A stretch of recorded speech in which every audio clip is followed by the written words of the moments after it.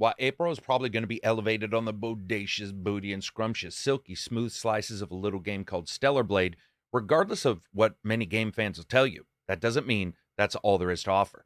So when it comes to some of us thinking we can slowly work through April and eat away the libraries of past game backlogs like trying to read every Warhammer book or get that last relative to leave during a visit, it seems like it might be impossible. And while April isn't filled with big titles, it actually has a couple that feel like they might be a big surprise. Let's jump in and talk about the games of April. First up, Tales of Kenzera Zao. Set to launch on April 23rd, Tales is a Metroidvania game developed by Surgent Studios, and EA is publishing it from their Originals catalog. Tales is the first game from Surgent, which is founded by Akabaka Salim, known for his role as Bayek in the Assassin's Creed Origins. At the heart of the game is the story of Zao, a young shaman embarking on a profound journey to bring back his father from the dead. Assisted by the god of death, Zao confronts spirits that haunt the lands using his unique abilities and a pair of magical masks that can be leveled up separately. As with many Metroidvanias, the gameplay is designed around Zao's ability, his agility, combat skills, and features a very close, long, and range attack enabled by the sun and moon masks. The masks not only serve as primary weapons, but also offer their own upgrade paths, as I said before. As you defeat the enemies, they collect soul energy used to unlock those new abilities. It's hard not to see many Prince of Persia reflections in Tales, and it's all the stronger for it. Even the combat system, described as dance-like, has a great deal of Prince of Persia-like movements and motions to it. The game's development also draws in and from different Bantu cultures and myths, and puts them all together as the player explores this personal journey, one that mirrors the complexity and emotional depth of confronting loss, something that the developer himself has had with his own father. I'm excited to check this one out. I think it actually could be sort of a surprise this month. Next up, which isn't a surprise because it's moved a couple times and is now finally coming out April 10th, that's Broken Roads from Drop Bear Bites. Now, I make no excuses for it. I love Disco Elysium, and the farther away we get from the Jedi-Sith mentality of good versus bad, the happier I am when it comes to role-playing games. Broken Roads is set in a RPG that's in a decaying post-apocalyptic version of the vast Australian outback. So a little bit Mad Max, a little bit Baldur's Gate. It features genre-redefining morality systems, or at least that's what the developer says. You survive, you form bonds, you make it out of tough battles and choices that are going to shape this different group as you go through the journey across the wilds. But the game isn't just that. It's an ambitious intertwining of exploration, tactical combat, and this narrative that engages with a lot of philosophical dramas like Disco Elysium, potentially echoing that intricate narrative we saw there.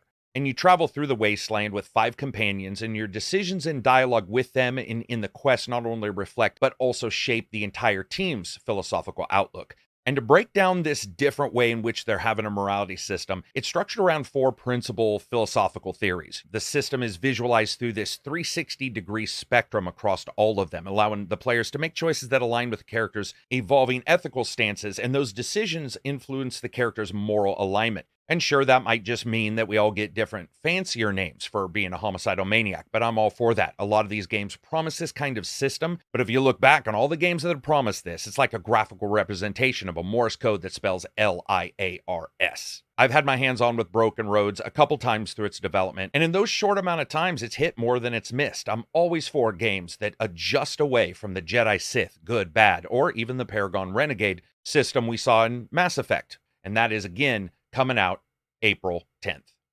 Another game coming out on April 10th is from Baby Robot Games, and that's Arabon Shadow Legacy. Created by a Barcelona-based studio, Arabon Shadow Legacy bills itself as a fast-paced stealth platformer, because nothing screams stealth like leaping around the game world in front of enemies. At the heart of Arabon Shadow Legacy is a character who's the last descendant of a long-forgotten race endowed with the unique ability to merge with the shadows, basically Space Ninja, allowing players to navigate a dying, morally gray universe filled with all kinds of energy, mega corporations, and ancient secrets by sneaking around and stabbing enemies in the back from the shadows and using high-tech gadgets in gameplay experiences that do put stealth front and center, despite a couple of the bits you may have seen in trailers. The developers want players to have the freedom to figure their way out through each of the locations, which means true stealth. Smart use of the shadows and paying attention to enemy patrols and the locations within the maps are the most important. There's a story here that plays out as the player against that huge cryptic energy mega corporation Helios, and it has some connection with the player character's own past as well.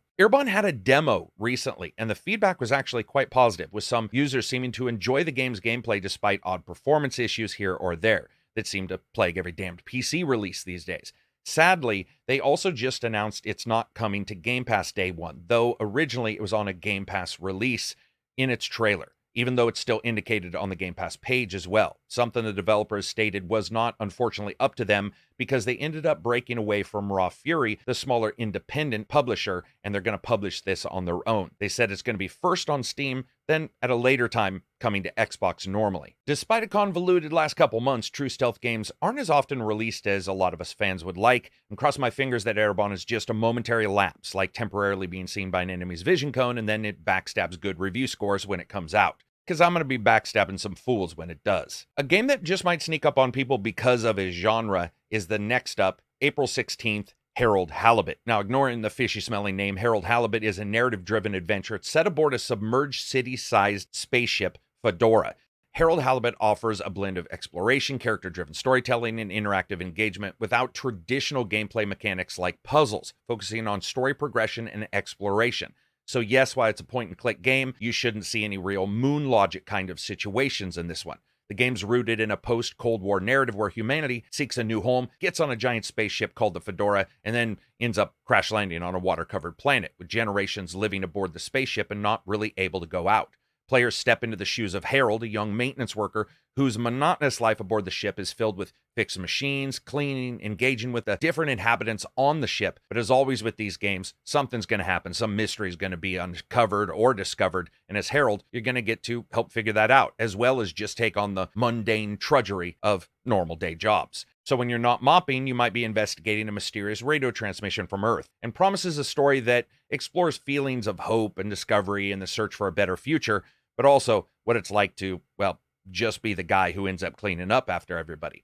What excited me about this game the moment I saw it is Harold Hbit is just this standout look. It's achieved through a unique process where real-world models and sets are digitalized to create a game environment. It very much reminds me of Armakrog in the real environments and stop-motion creation of it. What I also enjoy about this is that they're not going with the typical point-and-click puzzles. It's instead more of a social adventure. While Dead Island 2 may not have set the world on fire, its more contained and combat-focused gameplay set it apart from, say, the pale corpse parkour of Dying Light 2, letting it sort of carve out its own niche there. And the game's last DLC, House, threw you into a confined space of a mysterious S&M house that was replete with weird stories and actually quite a unique ending. On April 17th, Dan Buster is going to try again with Sola, and it's set to expand the game to another location again. It's a different style of virus, and it's connected to where the actual music festival occurred, some kind of ancient grounds. While this otherworldly rhythm, the beat of the autophage, in some way alters the zombies themselves. This is sort of a new gameplay mechanic based on the virus that's there and the musical loop, and the player needs to work through hordes and explore the festival to stop it from spreading, which also includes a new enemy type, the Whipper, which is a self-mutilating zombie, so body horror haters probably need not apply, and the Clotters, which is a new type of monster that can melt down into a pool of blood and gore to ignore player damage and then move around the world to pop up somewhere else. There's also a new weapon in the form of a Ripper, which is a bat with a circular saw, as well as a saw blade launcher, which pretty much does exactly as it says, which also just means jump kicking a bunch of zombies as you navigate through the fields and the stalls and the stages of this large music festival. Be aware this is coming out on the main consoles, the PlayStation and Xbox and PC via the Epic Store first, and then forthcoming releases on Steam slated for April 22nd, just a bit afterwards. I'm curious to see what exactly the musical festival and its effects on the zombies will mean, but also smashing the crap out of what looks like a zombie cover band should be fun. What else should be fun? Stellar Blade, April 26th. Now, I think everyone can agree that the main thing we think about when we think of Stellar Blade is realistic, gritty combat. Maybe not.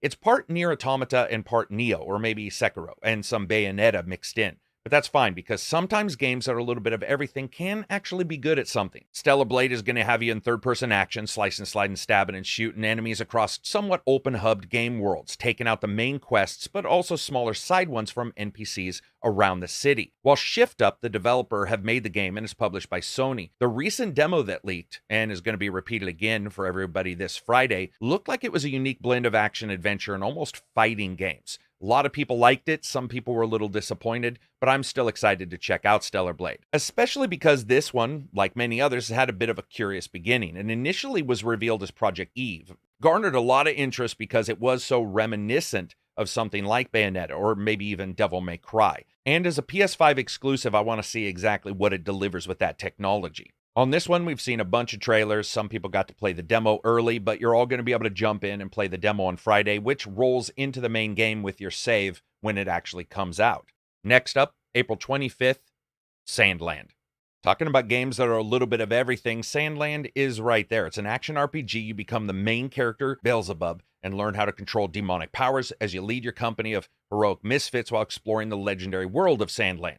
You get to use your imagination to develop tanks and other vehicles that help you navigate across the world. You get to build up a base of operations into a city. You bring back water to the land and help the NPCs. And it's all related to the original Sandland fiction. The big question with a game like this is, will it feed into a bunch of mini games laced onto the story, or will it instead be more of a developed series of systems that feed into one another? Both have their strengths, but in a game like this, developing all these systems to fit into one another, help you upgrade and sell the story, seems like the way I would want it to go. We'll just have to see when it comes out, and coming out in less than a month.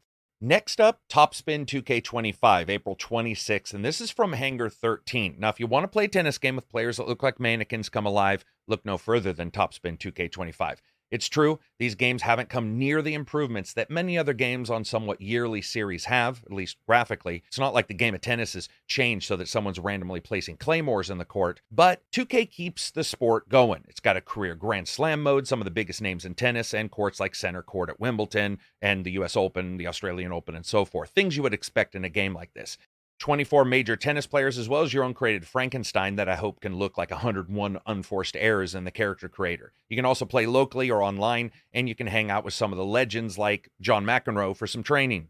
I don't know what he's going to be training you on. It's certainly not etiquette. Regardless of the main characters looking like Dreamcast CGI and the technology not progressing since the GTX 8800, the end result is a game that still has some of the better tennis that any new or current games can offer. There isn't a lot in this genre. So if that's your thing, it's coming out on the 26th. Now, I'm sure a lot of people are thinking, he's forgot a couple. I am going to talk about these in the honorable mentions for various reasons. The first up is No Rest for the Wicked. This is April 18th by Moon Studios. I do try not to do early access games here, regardless of the makers, as past successes doesn't mean shit for future releases, as we've seen that fail again and again. However, No Rest for the Wicked by Moon Studios seems to be shaping up pretty nicely. While early access is only going to offer a single chapter and seems to be pretty light on the content, many are looking forward to it, so I wanted to cover it in an honorable mentions. Moon Studios, award-winning developers, of course, of Ori and the Blind Forest and Will o' the Wisps, brings this No Rest for the Wicked to us. And it's a game that looks a bit like Path of Exile or Diablo,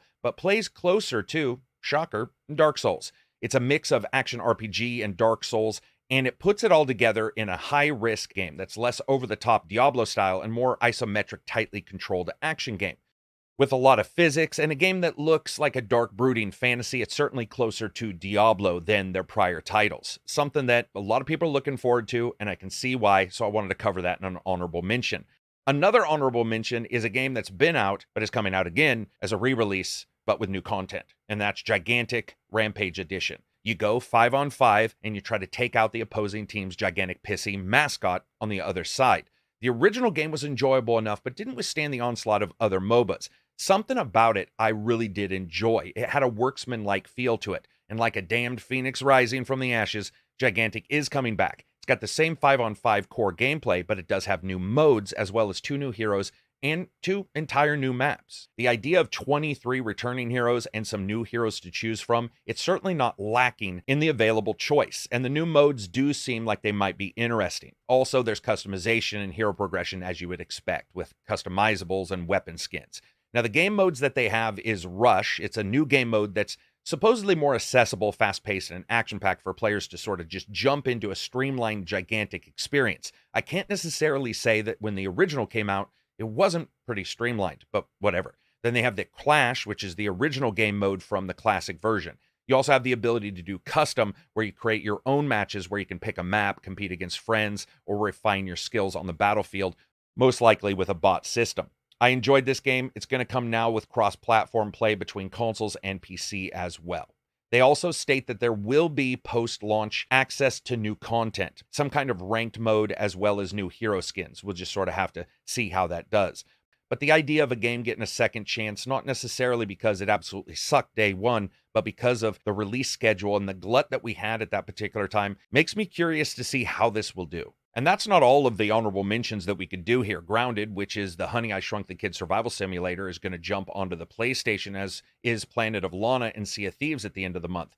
It's going to be a very busy month for a lot of different platforms engaging in content that they never get to see before, or as you as a gamer who maybe just has one console gets to play for the first time. I'm excited for that. I'd like to know what you guys think of those games. Are you excited for any of the ones that are returning or going to a new platform, as well as any I'm sure I've missed? Because I think a lot of people are going to be solidly zoomed in and focused on Stellar Blade's butt.